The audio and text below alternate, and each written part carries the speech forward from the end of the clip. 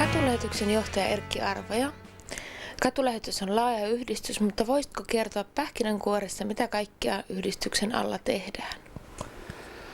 Jyväskylän katulähetys on kristilliseltä pohjalta toimiva, yleishyödyllinen ja voittoa tavoittamaton yhdistys, ja meidän periaatteena on syventää raittiusvakaumusta ja sosiaalista ja kristillistä ajattelutapaa sekä auttaa huume- ja päihdeongelmaisia sekä vankilasta vapautuvia heidän ongelmissaan. Ja tähän auttamisprosessiin sisältyvät hengellinen toiminta ja eri-ikäisten päihdeongelmaisten asuttaminen, perheiden ja nuorten auttaminen sekä pitkäaikaistyöttömien työllistäminen meidän yhdistyksen eri yksiköissä. Eli lyhykäisyydessään katulähetys palvelee, asuttaa sekä kierrättää. No, katulähetyksen historiasta muutama sana. Miten katulähetys on saanut alkunsa? Tämä yhdistys on virallisesti perustettu 1953, mutta heti sodan jälkeen, kun tunnevammaiset rikkinäiset miehet tulivat rintamilta, he eivät osanneet kohdata puolisoitaan eikä perheitään, ja kun tuli ristiriitaa perheissä, niin yleensä pakopaikka oli sitten alkoholit.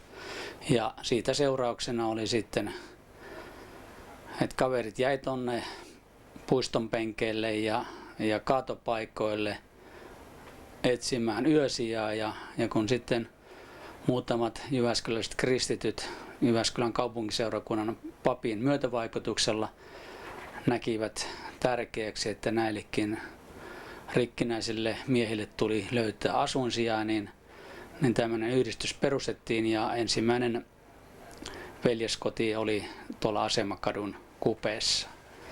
Ja myös sitten meidän yhdistyksen luottamushenkilöt kävivät kaatopaikalla viemässä ruokaa ja kutsumassa eri hengellisiin tilaisuuksiin. Ja tässä on muutama kuva, mikä aikoinaan otettu noin 50 vuotta sitten, jolloin elinolosuhteet oli tämän tyyppisiä. Ja yömajassa oli punkat vierekkäin. Tästä on lähdetty liikkeelle, ja tällä hetkellä meillä on noin 160 tukiasuntoa Jyväskylässä. Eli valtava kehitys on menty eteenpäin. Näinkin voidaan sanoa, että tällä hetkellä meidän vuosibudjetti on yli 3 miljoonaa euroa, ja me asutetaan noin 160 jyväskyläläistä ja maalaiskuntalaista meidän eri yksiköissämme sekä työllistetään noin 70 pitkäaikaistyötöntä. Mistä katulähetys saa rahoituksen? No, katulähetys saa rahoituksen ostopalvelusopimuksista Jyväskylän kaupungin ja maalaiskunnan kanssa sekä sitten raha-automaattiyhdistyksestä sekä myös sitten vuokratuloista että myös kirpputori- ja kierrätystoiminnasta. Teette arvokasta päihdetyötä täällä, ja perimmäinen ajatus on lähimmäisen rakkaus ja kristilliset arvot. Katulähetys ei kuitenkaan tuomitse, vaan suhtautuu ihmisen alkoholi- ja huumeongelmiin inhimillisesti. Miten nämä ajatukset konkretisoivat työssä? Mä näkisin sen, että meidän pohjanahan on Jumalan sana Raamattu, ja sieltähän nousee tämä lähimmäisen rakkaus, että meidän tulisi hyväksyä ja rakastaa jokaista yksilöä sellaisena Jumalan luomina yksilönä, mitä he ovat, ja auttaa heitä heidän ongelmissaan. Ja kyllä mä ainakin omassa työyhteisössä olen painottanut sitä, että jokainen on meille tärkeä, oli sitten alkoholisoitunut tai sitten päihteiden käyttäjä tai sitten muuten elämästä pudonnut meidän lähimmäinen. Uskonnollisuus ei ole täällä mitään pakkopullaa, vaan se on vapaaehtoista sanaa ja soppaa sunnuntaisin sekä seurakunnan leirejä esimerkiksi. Kuinka yleistä uskoontulo on täällä?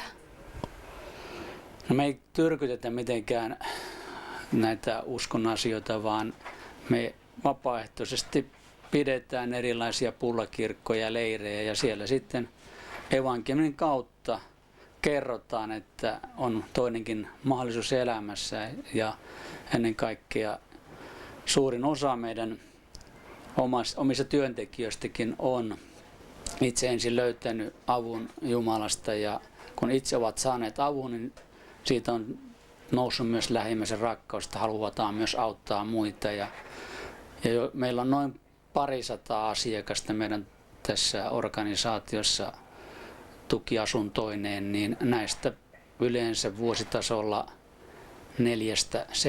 4-7 tulee uskoon. Ja ne on kyllä meille todella sellaisia työn hedelmiä, kun nähdään, että työ kannattaa. Ja kun kaveri selviytyy tuolta Muljulaaksosta normaaliin elämään ja työllistetään, niin se on kyllä lämmittää sydäntä.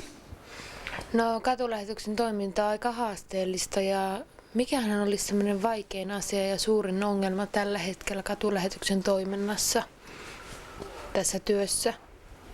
No, kyllä tämä on ihmissuhdetyötä, että kyllä me joudutaan käymään hyvin vaikeitakin asioita läpi. Ja mikään ei ole niin vaikeaa, etteikö me selviydyttäisi siitä. Ja ennen kaikkea meillä on painottu hyvin paljon sitä, että me pystytään myös tunnetasolla purkamaan niitä vaikeita ahdistaviakin tunteita. Ja kun puhutaan ja sen kautta opitaan tuntemaan toinen toistamme, niin myös luottamus lisääntyy ja työ sujuu paljon helpommin. Mikä työssä katulähetyksen toiminnanjohtajana tuottaa kaikkein eniten iloa?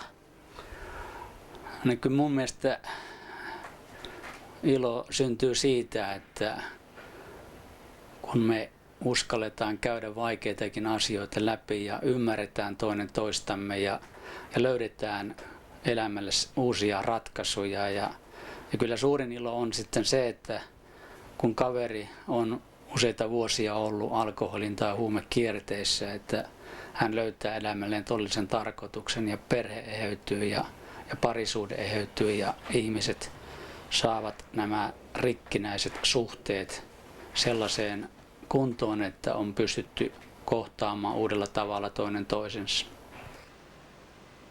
Työnjohtaja Aulis Alanko, sinä vastaat täällä katulähetyksessä työllistämisestä. Minkälaisia työkohteita täällä on? Meillä löytyy eri toimialoja, muistaakseni aika tarkalleen 12. Eli on tosiaan niin kuljetuspuolta, myymäläpuolta, eli asiakaspalvelua, keittiö, varastointi, sitten on niin tuotantopuoli, sitten on nuorisopuoli, eli lähinnä niin ohjaaja-apulaiset, sitten on valvoja-apulaiset, sitten on kiinteistöpuoli. Eli kyllä siellä niin kuin sanotaan jokaiselle toimialalle periaatteessa löytyy näitä työntekemispaikkoja. Joo. No kuinka paljon te työllistätte ihmisiä? Me viime vuonna tämän toiminnan kautta, työllistämistoiminnan kautta annettiin mahdollisuus 248 ihmistä sai. Eli siellä oli määräaikaiset, sitten oli työharjoittelijat, koulujen kautta tulevat ja kaikki nämä. Että aika iso määrä tosiaan viime vuonna ja tämän vuoden niin saavutus on 209, että ilmeisesti tänä vuonna niin mennään aika lähelle 300 vekkaisin. Tämä vähemmistöryhmä, lähinnä tarkoitan romaaneja, niin heidän työllistämisessä niin me ollaan, saa sanoa, että varmaan, että jos en kamalasti valehtele, niin varmaan valtakunnallisesti ollaan ihan kärkisijoilla. Eli viime vuonna meillä oli niin eri-ikäisiä romaniväestön kuuluvia henkilöitä, niin tyttöjä, poikia, miehiä, naisia, 24 työllistettynä eri toimenpitein. Ja merkittävä luku oli se, että niin alle 25-vuotiaiden osuus tästä määrästä oli 17. Eli tämä on ollut ihan erittäin merkittävä. Se on meidän työyhteisöllä antanut valtavan paljon. Se on antanut romaniväestölle. Mutta nyt sitten tänä vuonna vastaavat luvut niin on todellakin mennyt aika jyrkästi alaspäin. Tätä syytä mä en tiedä miksi näin, mutta mä epäilen, että niin erittäin merkittävä niin rakennemuutos tässä on se, että niin Jyväskylän kaupunki kautta sosiaalitoimi, niin siellä on määrärahoja leikattu niin paljon, että tämä kostautuu nyt täällä romaniväestön puolella. Eli heitä ei pystytä tänä päivänä työllistämään yhtä lahjakkaasti kuin edellisenä vuonna. Kuinka yhteistyö on sujunut esimerkiksi Jyväskylän kaupungin kanssa? No sanotaan, että jos Jyväskylän kaupunki ei olisi tässä työllistämistoiminnassa eikä muutenkaan tässä päihdehuollon ostopalvelusopimuksessa näin aktiivinen, niin tämä ei missään nimessä näin laajasti voisi toimia. Että kyllä tämä niin kuin Jyväskylän kaupunki on erittäin merkittävä taho ollut tässä, ja tämä on ollut oikeastaan se, että kun meillä on aika paljon käynyt nyt muualta Suomesta näitä päättäjäelimissä olevia henkilöitä, niin he aina ihmettelevät tätä Jyväskylän mallia, että miten tämä toimii ja miten tämä on näin tehokas. Mutta se on tosiaan, että Jyväskylän kaupungissa päättäjät ansaitsee ruusun suomeksi sanottuna. Se on kauniisti sanottu heille. No mitenkä saako tästä työstä palkkaa? On kyseessä ihan tavalliset pelisäännöt työsopimuksen suhteen ja muuten? Kyllä joo, että tämähän palkkataso näillä määräaikaisilla ja tämä ei ole mikään ruusunen kaiken kaikkiaan, että se on vähän yli 1 000 euroa kuukaudessa, mutta sitten työaika on 6,5 tuntia per päivä. Ja meillä on tosiaan aivan normaalit pelisäännöt kuin muuallakin, mutta siinä se poikkeaa, että me suodaan ihmiselle, että jos sanotaan päihdeongelma, niin hän jaksojen aikana voi olla ryyppy päällä ja me ei heti siihen puututa. Mutta se on ehdoton edellytys, että meillä on nolla toleranssi täällä, että jos me epäilemme, puhallutetaan ja passitetaan kotiin. Joo, eli te työllistätte täällä ilman oikeastaan semmoisia ehtoja. Täällä ei kysytä ammattitaitoa, koulutusta, ikää eikä sukupuolta. Onko työmotivaation kanssa ollut ongelmia?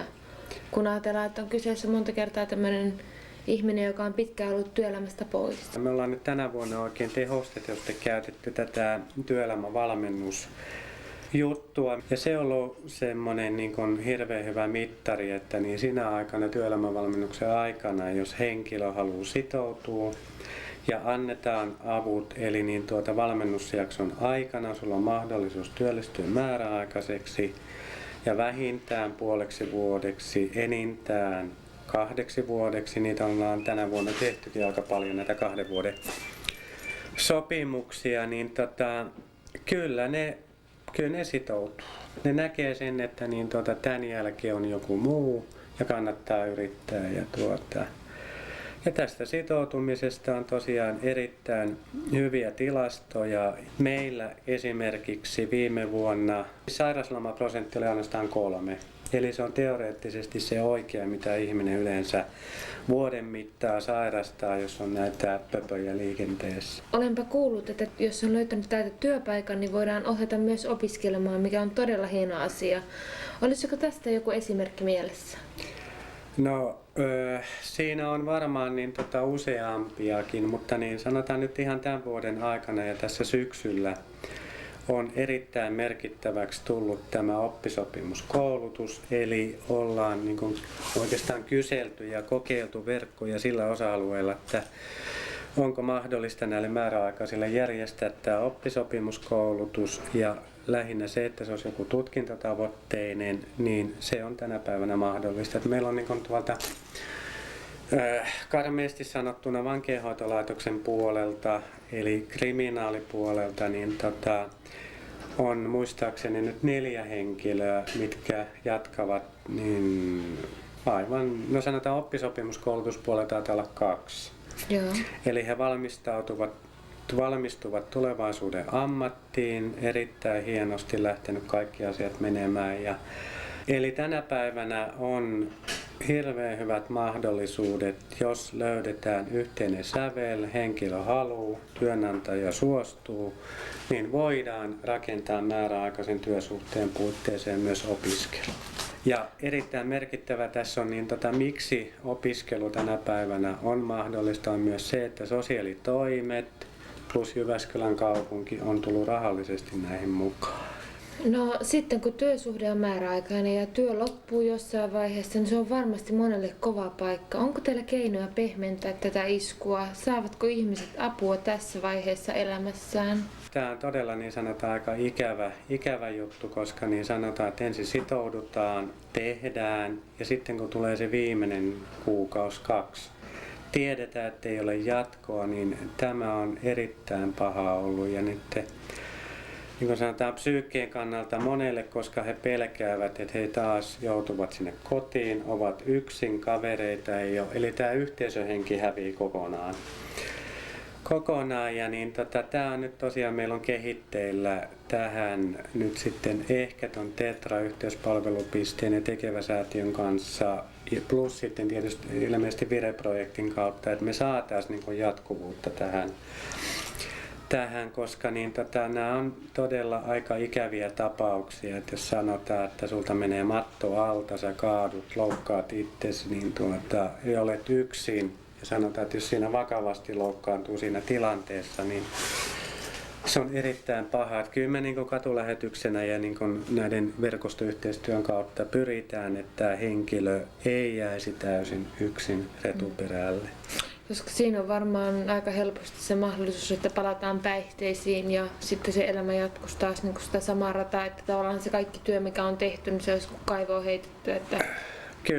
Kyllä joo, että se on niin sanotaan viimeisen kuukauden aikana, niin siellä alkaa tosiaan tämä mielenterveysongelma tulee enempi esille, siellä tulee tämä lääke niin ei riippuvuus, mutta sanotaan, että lääkkeitä haetaan korvikkeeksi, plus sitten niin siihen yhdistetään monesti päihteet ja se on katastrofi, koska siitä lähtee kierre aikaiseksi ja niin saattaa olla, että se on aika kohtalokaskin, että siihen täytyisi todellakin puuttua, että niin en näkisi, että nämä ihmiset tosiaan, kun tässäkin niin viime vuonna noin 250, että nämä olisi mitään heittopusseja tässä systeemissä. Kyllä mä näkisin, että tämä olisi pidempiaikaista prosessia ja niin arvoisat viranomaiset ja hienot päättäjät ovat aikoinaan ehkä tutkineet, että pitäisi 2-5 vuoteen kestää tämmöinen prosessi. Joo.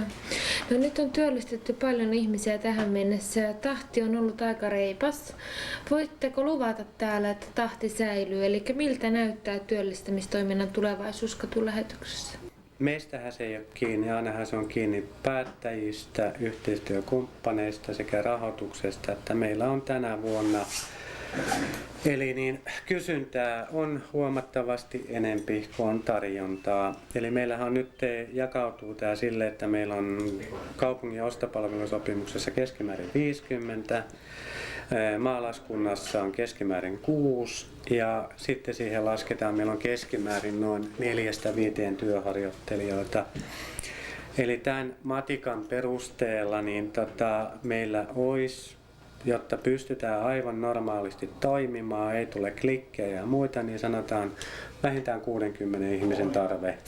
Tämä on todellakin, sanotaan tämä vuosi ollut, kun meillä on laajentunut tämä toiminta, niin henkilöstökapasiteetti oli vähän. Tämä on niin rikkoo tätä koko työyhteisöä välillä, että niin siellä joutuu sitten joku tekemään toisen töitä tai sitten joku muu toiminta kärsii. No, näetkö minkälainen ratkaisu? Onko se ainoa ratkaisu, että olisi enemmän rahaa? Kyllä se rahasta on kiinni. Työllistämiskuvioissa on yli 50% on kuntien antama tuki, niin kyllä se juoruu jo se, että jos sanotaan 60% yhteiskunnan tuki, ainoastaan meidän toiminnan tuotto on joku 4-50, niin kyllä se on sidoksissa tähän yhteiskuntarakenteeseen ja rahoitukseen, että ilman sitä ei ole tätäkään.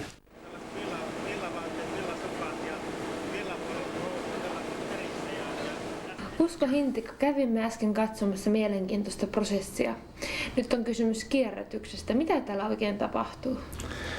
Tämä Ekosentteri YKA-tuote on tosiaan Jyväskylän katulähetyksen tekstiilin kierrätys- ja työllistämisyksikkö. Ja täällä me pyritään käsittelemään Jyväskylän seudun kierrätystekstiilit, sellaiset tekstiilit, jotka ihmiset on katsonut, että ei enää tarvii, niin sillä tavalla hyödyksi, että ne eivät mene kaatopaikalle.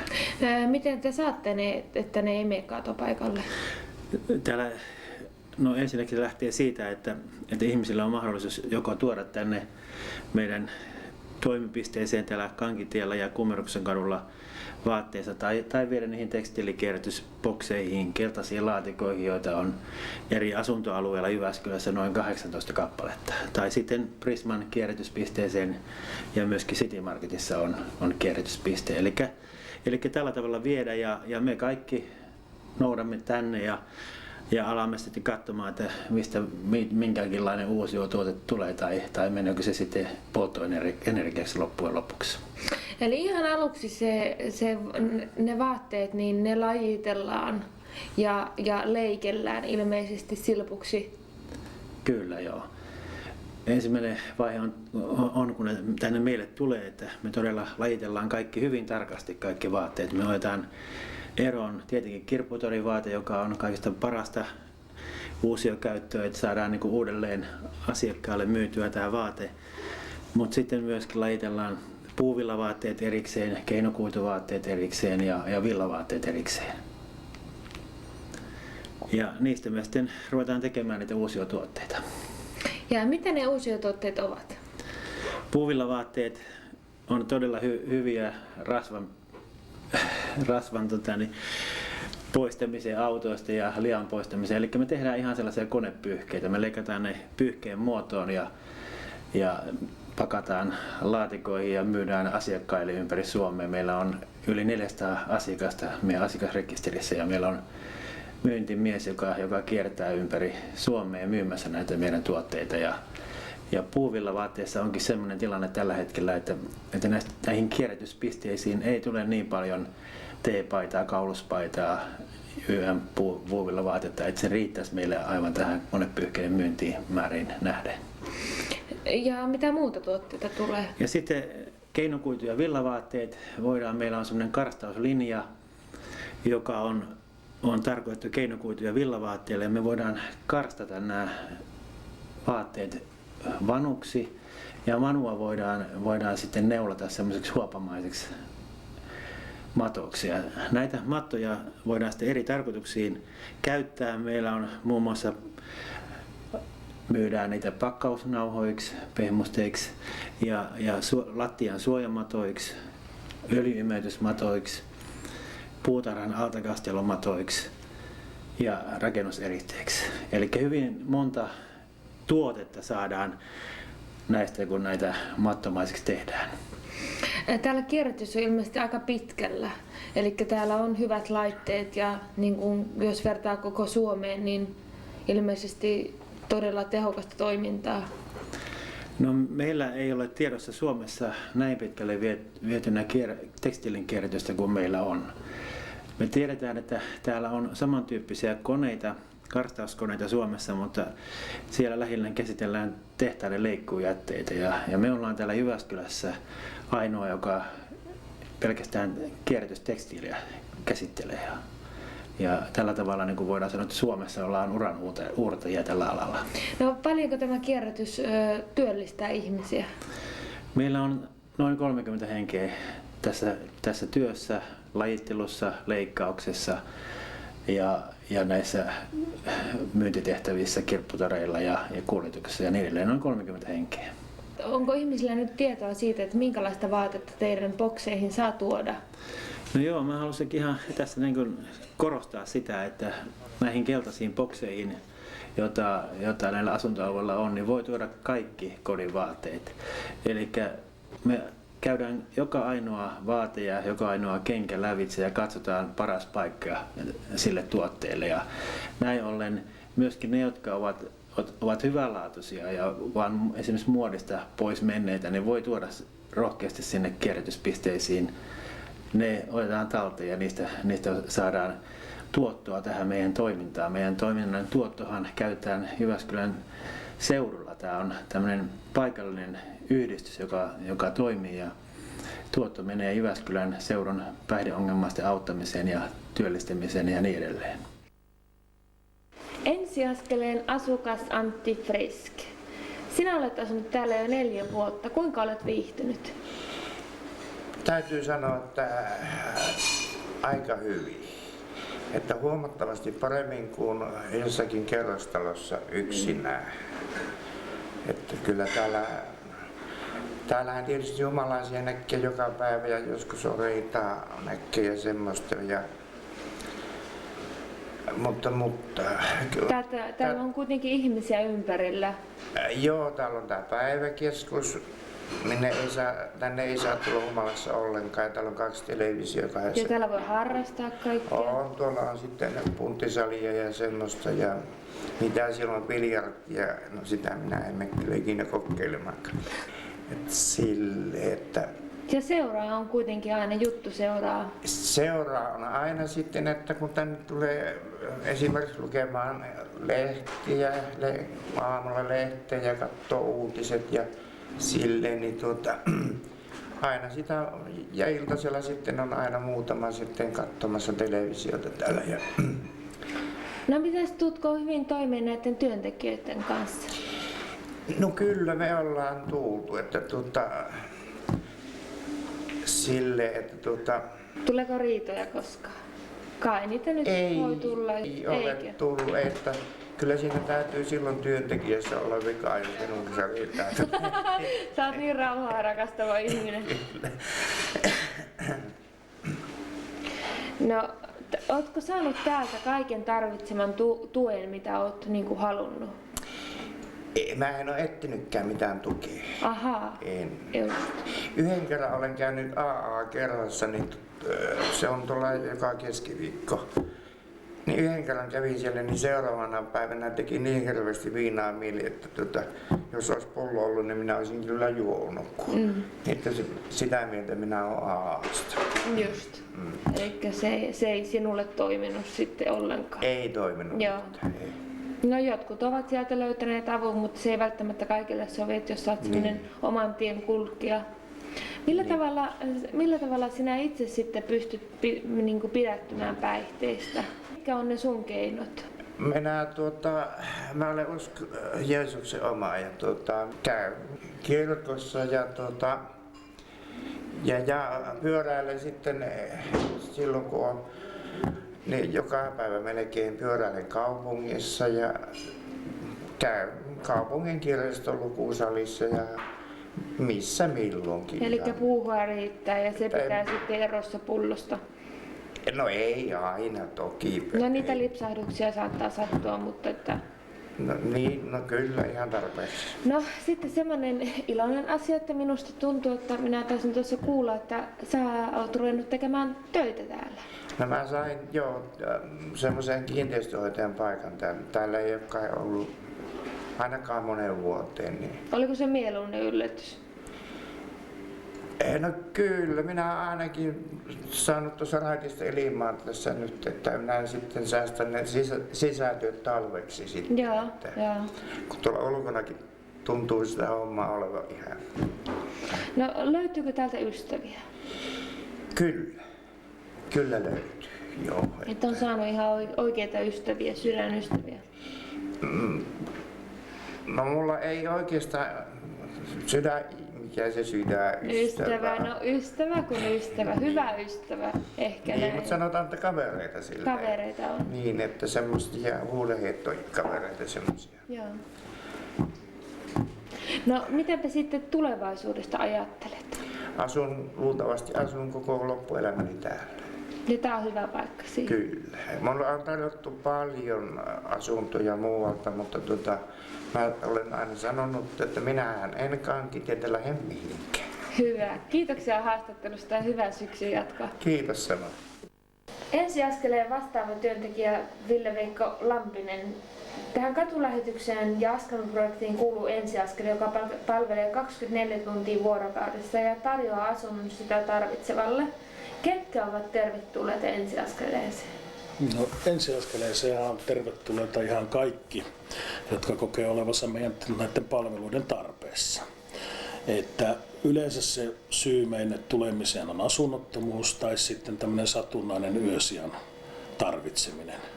Että palvelut on niin pääsääntöisesti tarkoitettu päihdeongelmaisille ja sitten erilaisista syistä johtuen syrjäytymisuhan alla oleville eläville ihmisille. Täällä on erillinen ensisuoja. Mikä se ensisuoja on? Eli ensisuoja on paikka, joka on itse asiassa se on ainut Jyväskylässä tällä hetkellä, mikä toimii. Eli meillä on ympäri vuorokauden ovet auki täällä niin, että jokainen kulkija tulija otetaan vastaan ja me tarjotaan hänelle yösiä siellä. Paljonko siellä on tilaa? Eli se on tällä hetkellä virallisesti 10-paikkainen, mutta vielä koskaan ei ole ketään tarvinnut jättää oven ulkopuolelle. Eli periaatteessa täältä löytyy asunto, lämmin paikka sitä tarvitsevalle aina. Petipaikka löytyy aina ja näitä asuntoasioita katsotaan sitten sen jälkeen. No mitkä ovat toimintanne päätavoitteet? No kyllähän meidän päätavoitteita on ihan selkeästi kaksi. Eli ensimmäisenä on tämä lähimmäisen ihmisen kohtaaminen. Eli täällä ei olla yhtään sen kummempia kuin kukaan muukaan. Ja toinen on sitten tämä ihmisarvoisen asumismahdollisuuden tarjoaminen sellaisille ihmisille, joilta se puuttuu. No kuinka paljon teillä on käytössä henkilökuntaa? Meillä on tällä hetkellä koko porukka on 16 ja se koostuu sillä tavalla, että meitä on 5 vakituista työntekijää ja sitten tämmöisessä määräaikaisessa ja satunnaisessa työsuhteessa nämä loput. No ensiaskeleista löytyy kaikki valmiudet itsenäiseen elämiseen, keittiöt ja pesutuvat. Asuminen on kuitenkin samalla tämmöistä ympärivuorokautisesti tuettua ja valvottua. Mitä tämä tarkoittaa käytännössä, tämä valvominen ja ohjaaminen? Joo, eli tämä asuminen ensiaskeleessa, niin sehän on tämmöistä tuettua päihdepalveluasumista. Ja se tarkoittaa sitä, että pääsääntöisesti ihmiset elää ja asuu meillä täällä täysin itsenäisesti ja omatoimisesti. Eli nämä on ihan tavallisia vuokra-asuntoja, mitä me täällä vuokrataan, mutta sitten se asumisen tukeminen tulee siinä vaiheessa kuvioon, kun hoksataan, että joku ihminen ei pystykään elämään näiden annettujen pelisääntöjen tai normaalin käytännön mukaisesti. Ja siinä vaiheessa työntekijöiden tuki ja valvominen ja ohjaaminen tulee siihen mukaan, ja sen kaiken toiminnan tarkoituksena on estää näiden asumissuhteiden katkeaminen, että olisi edes tämä yksi paikka, vaikka sitten viimeisenä paikkana, missä kämppä säilyy. No, tarjoatte täällä myös terveydenhoitoa ja sosiaalipalveluja, mikä mahdollistaa asiakkaan kokonaisvaltaisen auttamisen. Onko ensiaskeleessa vielä jotain kehitettävää? Onko jotain palveluja esimerkiksi, mitä asiakkaat olisivat toivoneet? Joo, eli tosiaan meillä on täällä aika pitkälle nämä asiat siinä mielessä, että meillä on jopa kotisairaanhoitajan palvelut täällä ihan joka arkipäivä käytettävissä ja me autetaan tosiaan näihin asumiseen ja päihdekuntoutukseen liittyvien asioiden järjestämisessä ja hoitamisessa. Ja mä luulen, että nämä meidän palvelut niin kuin tällä hetkellä täyttää aika hyvin ne asetukset tai odotukset, mitä niille on asetettu. Semmoista kehittämistä, niin sitähän tietysti olisi aina olemassa runsaastikin, mutta me varmaan keskitytään täällä nyt enemmänkin tämän jo olemassa olevan kannan kehittämiseen ja turvaamiseen ja vahvistamiseen, mutta kyllä me semmoista kaikki ajatukset ja ideat, mitä tulee ilmi, niin kyllä me ne koetetaan tutkia ja mahdollisuuksien rajoissa toteuttaakin. No hengellistä toimintaa on viikoittain ja on myös kuljetuksia kristillisten järjestöjen tilaisuuksiin. Kuinka suurta kiinnostusta toiminta herättää asukkaiden keskuudessa? Joo, se on itse asiassa aika mukava ollut nähdä se, että kun tässä on semmoinen 60 ihmistä yleensä joka vuorokausi, niin esimerkiksi tuolla sunnuntaisin meillä pidettävissä pullakirkoissa tässä päiväkeskuksessa, niin kävijämäärä on joka sunnuntai 10-20 asukasta. Että se on aika runsas se osanotto ja niistä tilaisuuksista pidetään. Ja viikoittain näissä muualla pidettävissä hengellisissä tilaisuuksissa niin käy aina muutamia ihmisiä, että yllättävän iso kiinnostus on näihinkin asioihin meidän porukalla. Myös virkistys- ja vapaa-ajan toimintaa löytyy täältä, retket ja leirit muun muassa. Sujuuko virkistys- ja vapaa-aika ilman päihteitä? No näiden virkistys- ja vapaa-ajan aktiviteettien suhteen niin me noudatetaan ja edellytetään ihan selkeätä päihteettömyyttä. Että pääsääntöisesti meidän ihmiset sen tietää ja sitä kunnioittaakin. Eli jos ei siihen päihteettömyyteen ole silloin pystynyt niin silloin ei lähetä mukaan tällaiselle leirille tai retkelle tai vastaavalle. Eli kännissä ei pääse matkalle? Joo, ei. Silloin on muut harrastukset. Näille lähdetään vaan selvinpäin. Ja jos sattuu käymään niin, että jossain leirillä esimerkiksi jano sitten yllättää se jotenkin siellä onnistuu ja toteutuu, niin maitojunalla takaisin. Se on niin kuin raakapeli. Se on ihan selkeä tilanne. No ihminen saattaa olla aika huonossa kunnossa niin henkisesti kuin fyysisestikin tänne tultuaan. Koetaanko tänne tulo helpoksi askeleeksi? Joo. Mä luulen, että kukaan ei varmaan ole niin kuin ottanut koskaan elämässään tavoitteekseen päästä asumaan ensiaskeleeseen. Että kyllä mä näen sen asian sillä tavalla, että siihen tilanteeseen liittyy aina joku tragedia siinä eletyssä elämässä. Ja joillekin se tuleminen on tietysti helpompaa, mutta kyllä mä luulen, että valtaosa porukasta joutuu kuitenkin käymään aikamoisia keskusteluja keskenään itsensä kanssa siitä asiasta, että kyllä se vaatii sen tilanteen hyväksymisen ja sisäistämisen ja varmaan monissa tapauksissa semmoista nöyrtymistäkin, että kyllä sitä kynnystä, henkistä kynnystä niin on ihan varmasti olemassa.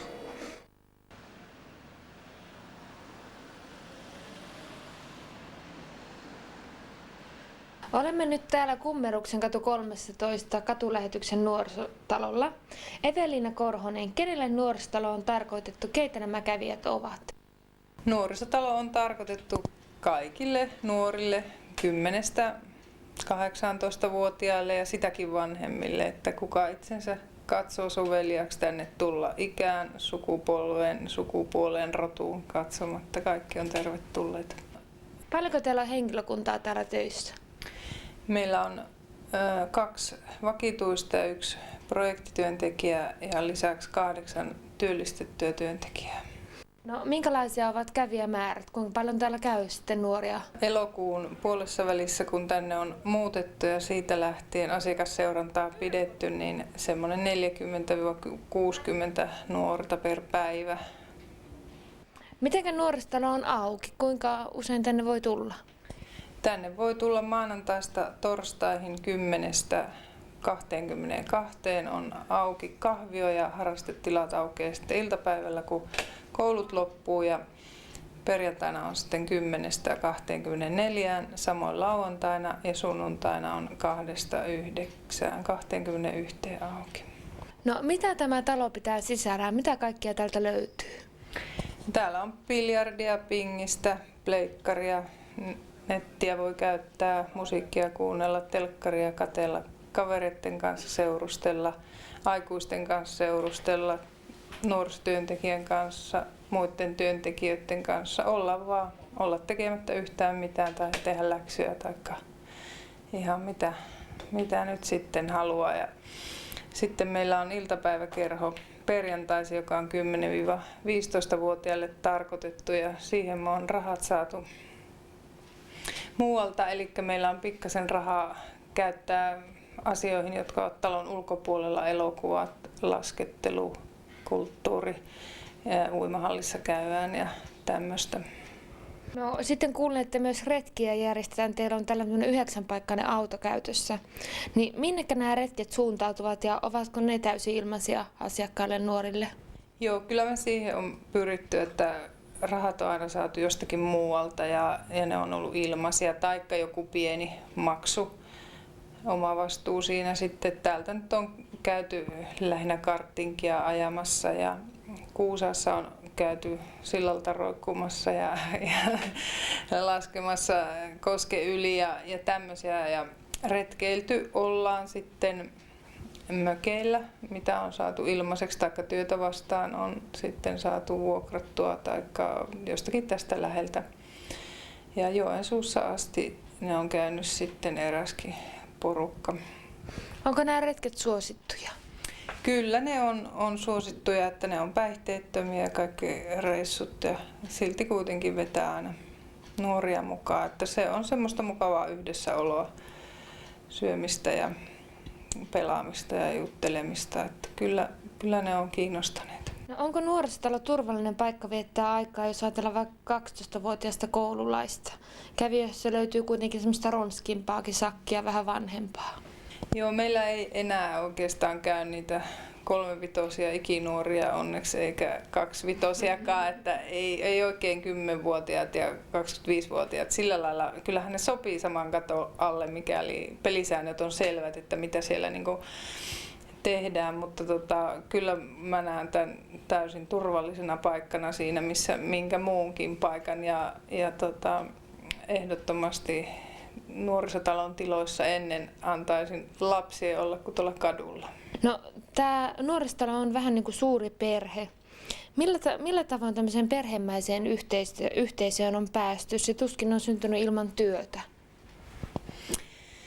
Niin, toi onkin vaikea kysymys, että miten sen sitten kukakin kokee ja kenelle tämä mitäkin on, mutta että totta kai se on niin kuin, että lähdetään suhteita rakentaa ja jotain pitkäjänteistä, pitempiaikaista, niin sehän vaatii aikaa.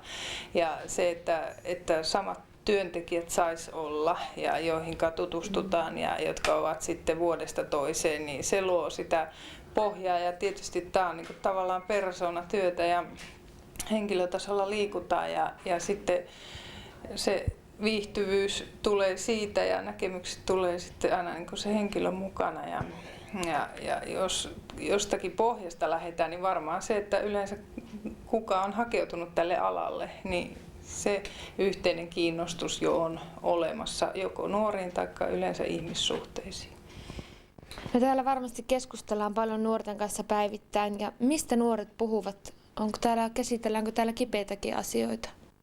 Kyllä täällä käsitellään kaikki elämän ja kuoleman välillä olevat asiat, että ei ole mikään vierasta, ei nuorisotalolle eikä sen kävijöille, että täällä on rankkojakin juttuja aina ja niitä aina ihmisen elämässä on niin nuorten kuin vanhempien, että kyllä kaikkien kanssa täytyy olla sinut ja tietää sitten, että missä mennään ja mitä vastataan, että sillä lailla tässä kyllä saa olla ihan ajan hermoilla jatkuvasti, että nuoret on varmaan kaikista eniten siinä mielessä ajan hermoilla, että ne tietää tosi paljon, todella paljon monista asioista, että sitten täytyy itsekin tietää.